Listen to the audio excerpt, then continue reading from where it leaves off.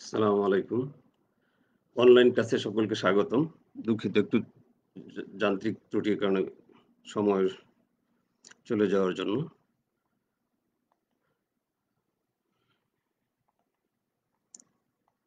Diploma in engineering electronics টেকনোলজির ৪র্থ পর্বের ছাত্রছাত্রীদের networks, filters and transmission lines বিষয়ের নাম। বিষয় কোড 668421। পাঠ পরিকল্পনা উপস্থাপনায় Mohammad Kamruzzaman, instructor take electronics, Mymensingh polytechnic institute, Mymensingh. আমাদের আজকে আলোচনা করব অধ্যায় ২, চার প্রান্তীয় নেটওয়ার্ক বিশিষ্ট বৈদ্যুতিক নেটওয়ার্কের সংজ্ঞা। এটা গত ক্লাসে আলোচনা করা হয়েছিল। এবং অ্যাক্টিভ উপাদান, প্যাসিভ উপাদান, লিনিয়ার ও নন লিনিয়ার উপাদান, ইউনিলিটারাল এবং বাইলিটারাল উপাদান। এই 2.1 এবং 2.2 আলোচনা করা হয়েছিল এবং 2.3 নেটওয়ার্কের শ্রেণীবিভাগ বর্ণনা এটা বাড়ির কাজ দেওয়া হয়েছিল। আজকে আলোচনা করব আমরা 2.4 থেকে সিমেট্রিক্যাল এবং অ্যাসিমেট্রিক্যাল নেটওয়ার্কের সংজ্ঞা। 2.5 সিরিজে যুক্ত জেনারেল 4 টার্মিনাল সিমেট্রিক্যাল নেটওয়ার্কের characteristic impedance, propagation constant, attenuation constant, phase কনস্ট্যান্টের ব্যাখ্যা। সিরিজে যুক্ত জেনারেল 4 টার্মিনাল অ্যাসিমেট্রিক্যাল নেটওয়ার্কের iterative impedance, image transfer constant এবং ইনসারশন লস। আজকে আমরা আলোচনা করব 2.5 এবং 2.6।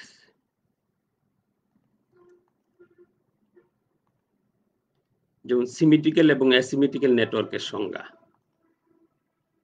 সিমেট্রিক্যাল নেটওয়ার্ক যে নেটওয়ার্কের ইনপুট প্রান্ত ও আউটপুট প্রান্ত এর মধ্যে পারস্পরিক পরিবর্তন হলে এদের অভ্যন্তরে বৈদ্যুতিক বৈশিষ্ট্যের কোনরূপ পরিবর্তন হয় না, তাকে সিমেট্রিক্যাল নেটওয়ার্ক বলে। সিমেট্রিক্যাল নেটওয়ার্ক, আমি আবার বলতেছি, যে নেটওয়ার্কের ইনপুট প্রান্ত ও আউটপুট প্রান্ত এর মধ্যে পারস্পরিক পরিবর্তন হলে এদের অভ্যন্তরে বৈদ্যুতিক বৈশিষ্ট্যের কোনরূপ পরিবর্তন হয় না, তাকে সিমেট্রিক্যাল নেটওয়ার্ক বলে। যেমন এখানে একটা চিত্র দেওয়া হয়েছে চার প্রান্তীয় নেটওয়ার্কের। দেখা গেছে যে এই একটি রেজিস্টর আছে যার ইম্পিডেন্স এর ভ্যালু দেওয়া আছে, এই একটি রেজিস্টর দেওয়া আছে, এই একটি রেজিস্টর দেওয়া আছে। দেখতে এটা এখানে দেখ সিমেট্রিক্যাল পাই নেটওয়ার্ক। এটা একটা সিমেট্রিক্যাল নেটওয়ার্ক। এটা পাই ধরনের বিভিন্ন সিমেট্রিক্যাল নেটওয়ার্ক আছে। এটা এর বৈশিষ্ট্যটা পায়ের মতো আরকি। এইজন্য এটাকে পাই সিমেট্রিক্যাল পাই নেটওয়ার্ক বলে। যেমন আরেকটা দেওয়া আছে, যেমন এটা টি এর মতো, যেমন এই 1, 1, 2, 2 এবং চার প্রান্তীয় নেটওয়ার্ক যার ৩ টা রেজিস্টার আছে, এটা টি এর মতো দেখতে। যেমন এইজন্য এটাকে সিমেট্রিক্যাল টি নেটওয়ার্ক বলে।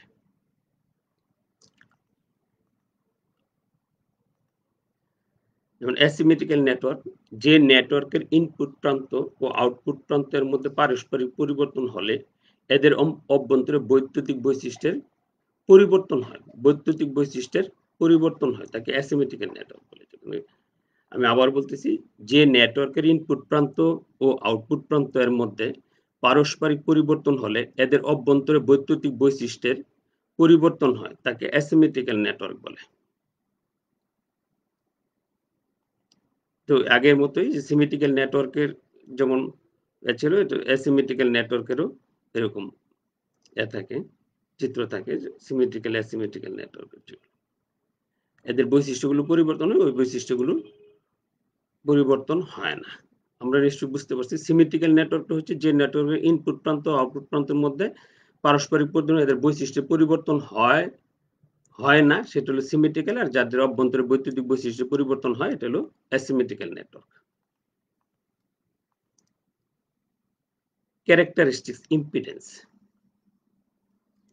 বলতেছে অসীম সংখ্যক সিমেট্রিক্যাল নেটওয়ার্ক সিরিজে যুক্ত করে এর ইনপুট প্রান্তের আড়াআড়িতে ইম্পিডেন্স পরিমাপ করলে যে ইম্পিডেন্স পাওয়া যায় তাকে ওই সিমেট্রিক্যাল নেটওয়ার্কের ক্যারেক্টারিস্টিক্স ইম্পিডেন্স বলে। অর্থাৎ আমরা যে চার প্রান্তীয় নেটওয়ার্কগুলো দেখেছি, যেমন টি, পাই, এল নেটওয়ার্ক, যেটা আপনারা পাওয়া যাবে আপনার বই খুললে বা সিলেবাসে বা পরবর্তী চ্যাপ্টারে আসবে। তো বলতেছে যে এই নেটওয়ার্কের একাধিক অসীম সংখ্যক সিমেট্রিক্যাল নেটওয়ার্ক সিরিজে সংযুক্ত করে এর ইনপুট প্রান্তের আড়াআড়িতে ইম্পিডেন্স পরিমাপ করলে যে ইম্পিডেন্স পাওয়া যায় তাকে ওই সিমেট্রিক্যাল নেটওয়ার্কের ক্যারেক্টারিস্টিক ইম্পিডেন্স বলে। যেমন একটি সিমেট্রিক্যাল নেটওয়ার্ক আমরা আগের চিত্রে দেখানো হয়েছে, এখানে আর একটা রেজিস্টর দেওয়া আছে, এল ইন্ডাক্টর দেওয়া আছে, ক্যাপাসিটর দেওয়া আছে এবং একটা লোড দেওয়া আছে, গ্যালভানোমিটার যে লোডগুলো দেওয়া থাকে একটা লোড দেওয়া আছে। যেমন 4 প্রান্তীয় নেটওয়ার্ক, যার ক্ষেত্রে আমরা যদি চিন্তা করি যে যদি ইম্পিডেন্স ইনপুট ইম্পিডেন্স দুইটা পরিমাপ করা হয়, তো এটা হলো যে জেডএস, এইখানের যে ইনপুট ইম্পিডেন্স বা জেডএল, তো বলতেছে এই দুই প্রান্তের মধ্যে যে ইনপুটের যে দুই প্রান্তের যে ইম্পিডেন্স পাওয়া যায় তাকে সিমেট্রিক্যাল ক্যারেক্টারিস্টিক নেটওয়ার্কের ক্যারেক্টারিস্টিক ইম্পিডেন্স বলে। যে সার্কিটে যদি আমরা একদম দেখতে যাই, যে যেমন ক্যারেক্টারিস্টিক ইম্পিডেন্সের ফর্মুলা নরমালি যেটা যদি আমরা চিন্তা করতে চাই, যে এটা যদি Z0 হয় তাহলে Z0 √L/C। এখানে L হচ্ছে unit length of inductance, C হচ্ছে ক্যাপাসিটেন্স, আর Z0 characteristic impedance in ohms. এটা ইম্পিডেন্সটাকে ওহমে প্রকাশ করা হয়। আমরা যদি আরেকটু ডিটেইলসে জানতে যাই, যেমন Z0 ইকুয়াল কি, আমরা যে সার্কিটটা দেখিয়েছি, আমরা Z0 equal R J omega L G omega C। যদি 1 নং সমীকরণ হয় তাহলে এখানে আরেকটা সমীকরণ হচ্ছে ল্যাম্বডা, এখানে গামা ইকুয়াল হবে আর যে √R plus J omega L J omega C, এটা 2 নং সমীকরণ। যদি আমরা ওই চিত্রটা থেকে পাবো, আমরা যে চিত্রটা দেখাইছি ওই আগে উপরের ওই চিত্রটা থেকে পাবো, এখানে Z0 হচ্ছে ক্যারেক্টারিস্টিক ইম্পিডেন্স, গামা হচ্ছে প্রপাগেশন কনস্ট্যান্ট, আর ওমেগা হচ্ছে angular frequency of radiation in radius. এখানে যে গামাটা হচ্ছে, গামা যেটা হচ্ছে প্রপাগেশন কনস্ট্যান্ট, আমরা এরপরে প্রপাগেশন কনস্ট্যান্টও দেখব। যে আমার 1 নম্বর সমীকরণটা তোমরা এটা দেখে নাও, যে 1 নম্বর সমীকরণটা দেওয়া আছে এটা, এবং 2 নম্বর সমীকরণটা যে এটা দেওয়া আছে। এই তিনটা জিনিস আমাদের ভালো করে জানতে হবে। যে প্রপাগেশন কনস্ট্যান্ট, যেমন এখানে ক্যারেক্টারিস্টিক ইম্পিডেন্সটা আরো যদি আমি ডিটেইলস বলতে চাই, যে গামা বিএল মানে লোড ভোল্টেজ, লোড কারেন্ট, তাহলে এই একটা সমীকরণ আমরা পাচ্ছি যে গামা। এইখান থেকে আমরা ক্যারেক্টারিস্টিক ইম্পিডেন্সটা বের করে নিয়ে আসবো। আবার গামা যদি আমি IX এর কথাও চিন্তা করি, তাহলে হবে এটা জি আর জে ওমেগা সি প্যারালালে যেটা দেওয়া আছে, ওইখান থেকে একটা সমীকরণ পাবো, এই একটা সমীকরণ পাবো, এই একটা সমীকরণ পাবো। এই দুইটাকে যদি আমরা একটা 1 নং কে 2 নং দ্বারা যদি ভাগ করি তাহলে পাবো BX মানে BZ, BX বাই IZ। তাহলে সেই ক্ষেত্রে যদি আমরা এরকম বসাই তাহলে গামাটা কেটে যাবে, এই সমীকরণটা এইটুকু থাকবে। অর্থাৎ এই যে সমীকরণটা, এটার ভ্যালুটাকে এখানে হচ্ছে Z0, আমরা Z0 পেয়েছি আগের যে 1 নম্বর সমীকরণ দেখিয়েছিলাম, সেইখান থেকে যে এই BX বাই IX সমান সমান এটা, এই সমীকরণটা পাওয়া যাবে। এখানে Z ইজ দা হচ্ছে ক্যারেক্টারিস্টিক ইম্পিডেন্স, Z0 বা ZX বা ZZ যদি নির্ণয় করি।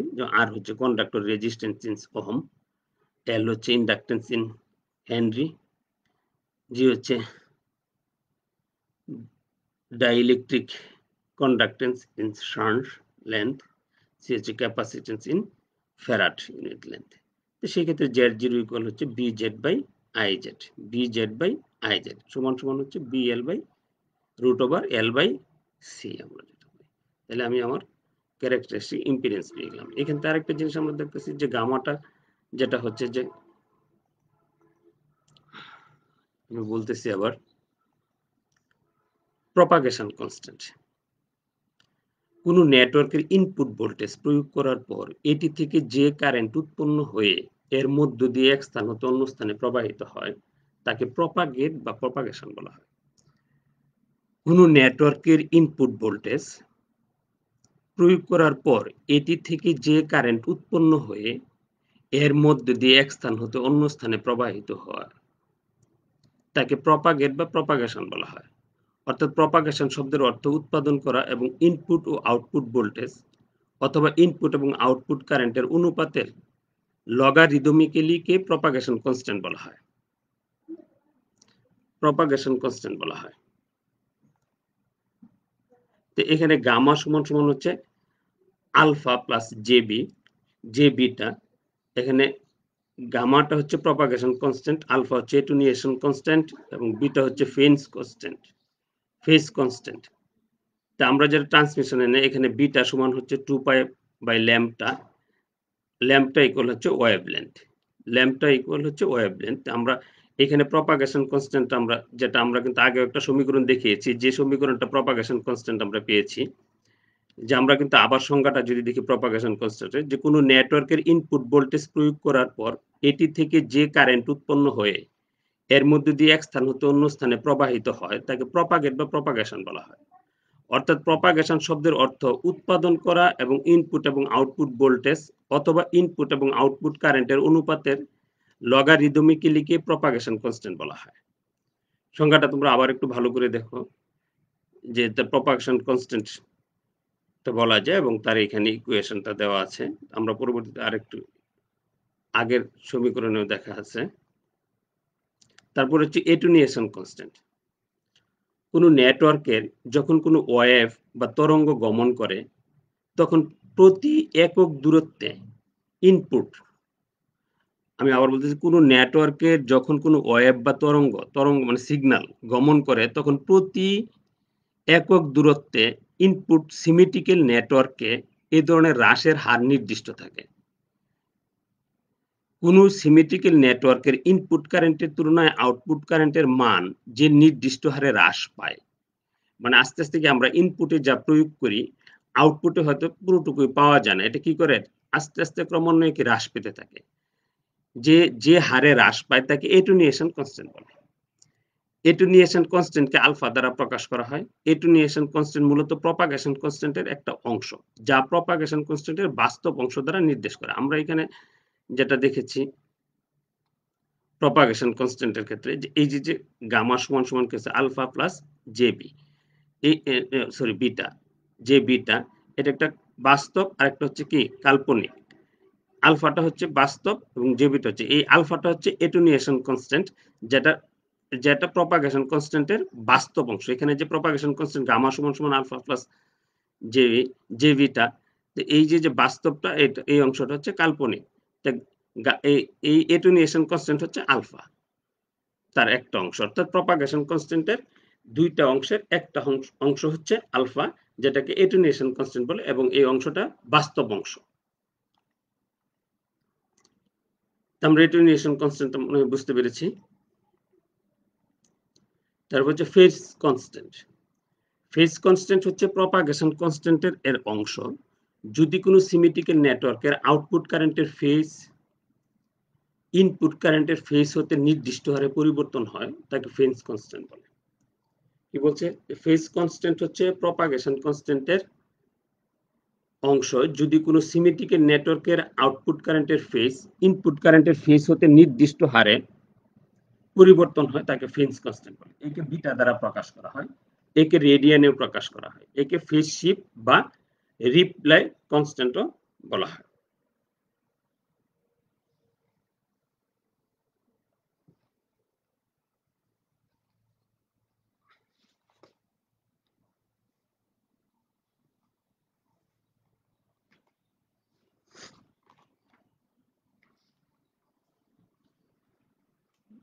তাহলে আমরা আগে যেটা দেখেছিলাম যে কাল্পনিক অংশ, ওইখানে আমার প্রপাগেশন কনস্ট্যান্টটার দুইটা অংশ, একটা কাল্পনিক আর একটা বাস্তব। তো বাস্তব অংশটা হচ্ছে এটুনিয়েশন কনস্ট্যান্ট আর কাল্পনিক অংশটা হচ্ছে ফেজ কনস্ট্যান্ট, যেটা আমরা আগের সমীকরণে দেখিয়েছি। অতএব ফেজ কনস্ট্যান্ট সমান সমান কি বিটা ইকুয়াল ফাই। তোমরা এই যে ফেজ কনস্ট্যান্টটা আছে, এটা এটুনিয়েশন কনস্ট্যান্ট এবং ফেজ কনস্ট্যান্ট হচ্ছে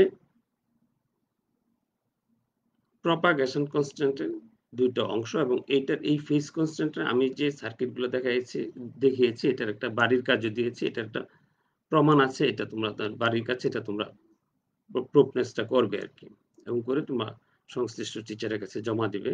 অর্থাৎ প্রপাগেশন কনস্ট্যান্টের কাল্পনিক অংশকে ফেজ কনস্ট্যান্ট বলে এখানে বলে দেওয়া হয়েছে। তারপরে হচ্ছে ইটারেটিভ ইম্পিডেন্স। ইটারেটিভ ইম্পিডেন্স কি?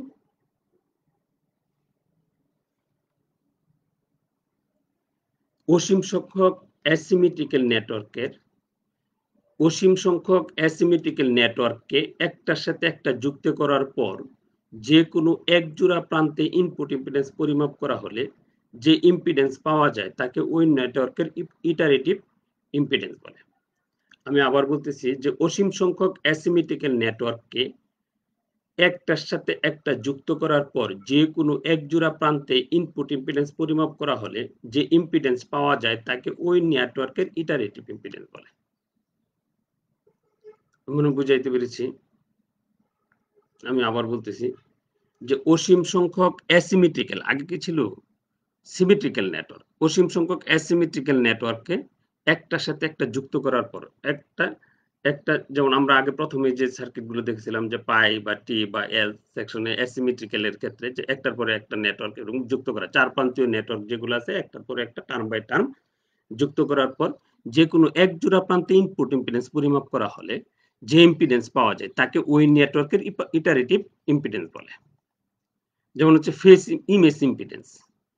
যে কোনো চার প্রান্তীয় অ্যাসিমেট্রিক্যাল নেটওয়ার্কের এমন দুটি ইমেজ ইম্পিডেন্স থাকে যার প্রথমটিকে উপযুক্ত প্রান্তের মধ্যে সংযুক্ত করলে এবং অপর প্রান্তের মধ্যে ইম্পিডেন্স পরিমাপ করলে দ্বিতীয় ইম্পিডেন্সের সমান ইমেজ ইম্পিডেন্স পাওয়া যাবে। আবার বলতেছি আমি, যে কোনো চার প্রান্তীয় অ্যাসিমেট্রিক্যাল নেটওয়ার্কের এমন দুটি ইমেজ ইম্পিডেন্স থাকে যার প্রথমটিকে উপযুক্ত প্রান্তের মধ্যে সংযুক্ত করলে এবং অপর প্রান্তের মধ্যে ইম্পিডেন্স পরিমাপ করলে দ্বিতীয় ইম্পিডেন্সের সমান ইমেজ ইম্পিডেন্স পাওয়া যাবে। যেমন এখানে একটা সার্কিটে দেওয়া হয়েছে, যেমন এটা একটা চার প্রান্তীয় নেটওয়ার্ক।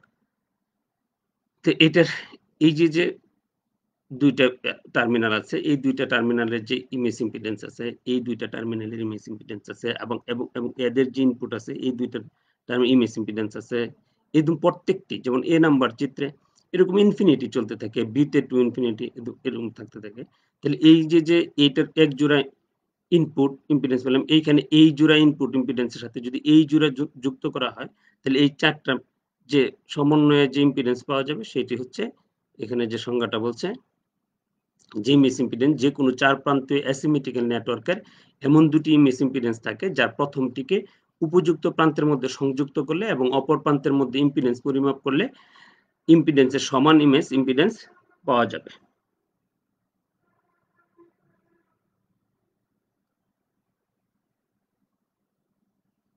আমরা যে এই চিত্রটার মধ্যে যেটা দেখানো হয়েছে, যেমন এই চিত্রটুকু সংক্ষেপে এইখানে নিয়ে আসা হয়েছে যে এটার সাথে এইখানে দুইটা ইম্পিডেন্স পাওয়া যায়। এই দুইটা ইম্পিডেন্স যদি আমরা ইনপুটের টাওয়ার এটার সাথে যোগ করি তাহলে যে চার প্রান্তীয় ইমেজ ইম্পিডেন্সটা পাওয়া যাবে।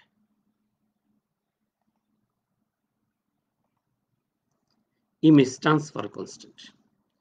যখন কোনো অ্যাসিমেট্রিক্যাল নেটওয়ার্ককে ইমেজ টার্মিনেশন করা হয়, ইমেজকে কি করা হয়? টার্মিনেশন করা হয়, কোথাও পাঠানো হয় বা প্রেরণ করা হয়, তখন নেটওয়ার্কের এক প্রান্ত হতে অন্য প্রান্তে শক্তি প্রেরণের যে প্রভাব থাকে তাকে ইমেজ ট্রান্সফার কনস্ট্যান্ট বলে। ইমেজ ট্রান্সফার কনস্ট্যান্ট বলে।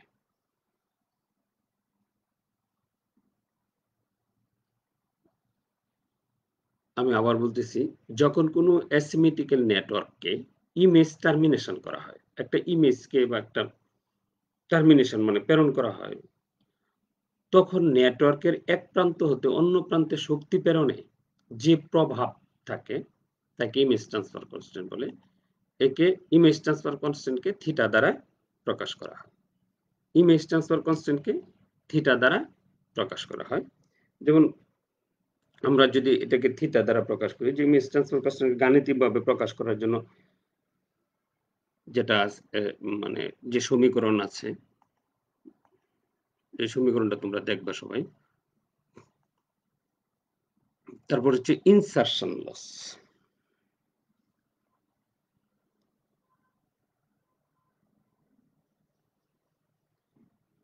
ইনসারশন লস হচ্ছে যখন কোনো সার্কিটে একটি প্যাসিভ নেটওয়ার্ক সংযুক্ত করা হয় আমরা আগেই নেটওয়ার্কের মধ্যে আমরা পড়ে আসছি, অ্যাক্টিভ নেটওয়ার্ক, প্যাসিভ নেটওয়ার্ক। তখন ওই সংজ্ঞাগুলো আমাদের জানার কথা। যখন কোনো সার্কিটে একটি প্যাসিভ নেটওয়ার্ক সংযুক্ত করা হয়, তখন ইনপুট কারেন্ট আউটপুট প্রান্তের কারেন্টের অপেক্ষা সর্বদা অধিক হয়ে থাকে। অর্থাৎ আমরা ইনপুটে যে ভোল্টেজ প্রয়োগ করি এবং সেই ভোল্টেজের প্রেক্ষিতে যে কারেন্ট পাওয়া যায় এবং আউটপুটের যেটা কারেন্ট পাওয়া যায় সেটা কি ইনপুটের চেয়ে কম বা আউটপুটে বেশি হয়ে থাকে। সেটাই বলছে যে প্যাসিভ নেটওয়ার্কে অধিক হয়ে থাকে। এটা ঘটে এইজন্য যে কিছু কারেন্ট নেটওয়ার্কের শান্ট উপাদানের মধ্যে দিয়ে প্রবাহিত হয়। শান্ট উপাদানের মধ্যে প্রবাহিত। শান্ট মানে প্যারালালে যেসব উপাদান থাকে তাদের মধ্যে দিয়ে প্রবাহিত। যার প্রেক্ষিতে আউটপুট প্রান্তে কারেন্ট হ্রাস পায়। এই পর্যন্ত তুমি আবার দেখো, আবার বুঝতে চেষ্টা করো। যখন কোনো সার্কিটে একটি প্যাসিভ নেটওয়ার্কে সংযুক্ত করা হয়, তখন ইনপুট কারেন্ট আউটপুট প্রান্তের কারেন্টের অপেক্ষা সর্বদা অধিক হয়ে থাকে। এটা ঘটে এইজন্য যে কিছু কারেন্ট নেটওয়ার্কের শান্ট উপাদানের মধ্যে দিয়ে প্রবাহিত হয়, যার প্রেক্ষিতে আউটপুট প্রান্তে কারেন্ট হ্রাস পায়। একইভাবে আউটপুট প্রান্তে ভোল্টেজ সর্বদা ইনপুট প্রান্তের ভোল্টেজ অপেক্ষা কম হয়, কারণ নেটওয়ার্কের সিরিজ উপাদানের ভোল্টেজ ঘাটতি হয়ে থাকে, যেটা ড্রপ হয়। মানে প্রত্যেকটা যে সিরিজ উপাদান থাকলে তার মধ্যে কি ভোল্টেজ ড্রপ হয়ে থাকে। তো চার প্রান্তীয় নেটওয়ার্কের এক প্রান্ত থেকে অন্য প্রান্তে শক্তি প্রেরণে নেটওয়ার্কের অভ্যন্তরে কিছু অপচয় বা লস হয়। এই অপচয় বা লসকে নেটওয়ার্কের ইনসারশন লস বলে। আমি সংজ্ঞাটা বুঝিয়ে বলতে পারছি। ইনসারশন লস হচ্ছে যখন কোনো সার্কিট একটি প্যাসিভ নেটওয়ার্ক সংযুক্ত করা হয়, তখন ইনপুট কারেন্ট আউটপুট প্রান্তের কারেন্টের অপেক্ষা সর্বদা অধিক হয়ে থাকে। এটা ঘটে যে কিছু কারেন্ট ঘটে এই জন্য যে কিছু কারেন্ট নেটওয়ার্কের শান্ট উপাদানের মধ্যে দিয়ে প্রবাহিত হয়, যার প্রেক্ষিতে আউটপুট প্রান্তে কারেন্ট হ্রাস পায়। একইভাবে আউটপুট প্রান্তের ভোল্টেজ সর্বদা ইনপুট প্রান্তের ভোল্টেজ অপেক্ষা কম হয়, কারণ নেটওয়ার্কের সিরিজ উপাদান ভোল্টেজের ঘাটতি হয়ে থাকে। চার প্রান্তীয় নেটওয়ার্কের এক প্রান্ত থেকে অন্য প্রান্তে শক্তি প্রেরণে নেটওয়ার্কের অভ্যন্তরে কিছু অপচয় বা লস হয়। এই অপচয় বা লসকে নেটওয়ার্কের ইনসারশন লস বলে। আমরা সংজ্ঞাটা বুঝতে পারছি সবাই? তাহলে আমাদের আজকে আলোচনা করা হলো যে সংজ্ঞাগুলো আমাদের এটা বলবো। আর আমরা বাড়ির কাজ থাকবে, যেমন আমাদের আজকে যে সংজ্ঞাগুলো করা হলো, প্রথম মানে যেটা বাড়ির কাজে সচিত্র সিমেট্রিক নেটওয়ার্কের প্রপাগেশন কনস্ট্যান্ট নির্ণয় করো, এটা বাড়ির কাজ দেওয়া থাকবে। এবং ২ নাম্বার হচ্ছে অ্যাসিমেট্রিক নেটওয়ার্কে ইমেজ ট্রান্সফার কনস্ট্যান্ট বর্ণনা করো। আমরা যেগুলো পড়ানো হয়েছে এগুলো একটু ব্যাখ্যা করে বলতে হবে। তোমাদের বইগুলোতে দেওয়া আছে সবই। ৩ নাম্বার হচ্ছে সিমেট্রিক্যাল নেটওয়ার্কের অ্যাটেনুয়েশন কনস্ট্যান্ট বর্ণনা করো। এই বাড়ির কাজগুলো কমপ্লিট করে তোমরা এই সাবজেক্টের যে সংশ্লিষ্ট টিচার আছে, তোমরা ওনার কাছে জমা দিবে এবং উনি এটা দেখে তোমাদেরকে ধারাবাহিক মার্ক দিবেন আশা করি। এবং তোমাদেরকে বারবার বলা হচ্ছে যে তোমরা যদি একটু বারবার প্র্যাকটিস করো এবং যে ক্লাসগুলো হচ্ছে, যতটুকু চেষ্টা করা হচ্ছে, যতটুকু তোমাদেরকে বোঝানোর চেষ্টা করা হচ্ছে, তোমরা যদি সবগুলো ক্লাস ফলো করো তাহলে হয়তো এই সাবজেক্ট তোমাদের উপকৃত হবে, এই আশা করি। এবং তোমরা যদি এই ক্লাসগুলো, যে বাড়ির কাজগুলো দেওয়া হয়, যদি এই কাজগুলো কমপ্লিট করো তাহলে আমার মনে হয় তোমাদের লেখাপড়ার উন্নতি করবে ইনশাআল্লাহ। তো প্রশ্নপত্র যদি প্রশ্ন থাকলে তোমরা প্রশ্ন করতে পারো, যে আমরা যদি কোনো প্রশ্ন থাকে যে বুঝতে সমস্যা হয়েছে, তাহলে আমরা হয়তো আজকে সময় নেয় আগামী ক্লাসে হয়তো তোমাদেরকে আমরা বোঝানোর চেষ্টা করব, এই প্রশ্নগুলোর উত্তর দেওয়ার চেষ্টা করব। তোমরা যদি প্রশ্ন থাকে তাহলে তোমরা প্রশ্নগুলো করতে পারো। আর তোমরা যদি এই ক্লাসটা বারবার দেখতে চাও তাহলে তোমরা www.skills.govbd.com এ পাবে, ক্লাসগুলো সংরক্ষণ থাকে এবং তোমরা বারবার দেখতে পাবে। আগামী ক্লাসে আলোচনা হবে তোমাদের অধ্যায় ৩, বিশেষ ধরনের নেটওয়ার্কের বৈশিষ্ট্য। বিশেষ ধরনের নেটওয়ার্কের বৈশিষ্ট্য ৩ নাম্বার অধ্যায়। আমরা আগামী ক্লাসে যা আলোচনা করব এটা যদি তোমরা একটু দেখে আসো তাহলে ক্লাসগুলো বুঝতে তোমাদের জন্য সহজ হয়। তো আমরা তো ৪ প্রান্তীয় নেটওয়ার্কের বৈশিষ্ট্য পড়ছি, যে আগামী ক্লাসে বিশেষ ধরনের নেটওয়ার্কের বৈশিষ্ট্য হবে। এবং বিশেষ ধরনের নেটওয়ার্কের বৈশিষ্ট্য যেমন আছে রিকারেন্ট নেটওয়ার্ক ৩ এর ৩ এর ২ হচ্ছে ব্যালেন্সড এন্ড আনব্যালেন্সড ল্যাডার নেটওয়ার্কের মধ্যে পার্থক্য। 3.2 লেটিস নেটওয়ার্ক ও বৃষ্টি নেটওয়ার্ক, আনব্যালেন্সড এবং ব্যালেন্সড নেটওয়ার্কের টি, পাই এবং এল সেকশন অঙ্কন, আনব্যালেন্সড এবং ব্যালেন্স সেকশনের মধ্যে সমতুল্য বর্তনীর ব্যাখ্যা এবং 4 প্রান্তীয় নেটওয়ার্কের প্যারামিটার সমূহ আমরা পুরোটা আলোচনা করার চেষ্টা করব আগামী ক্লাসে। তবে ইনশাআল্লাহ যেটুকু কমপ্লিট করা যায় তোমরা একটু দেখে আসবে।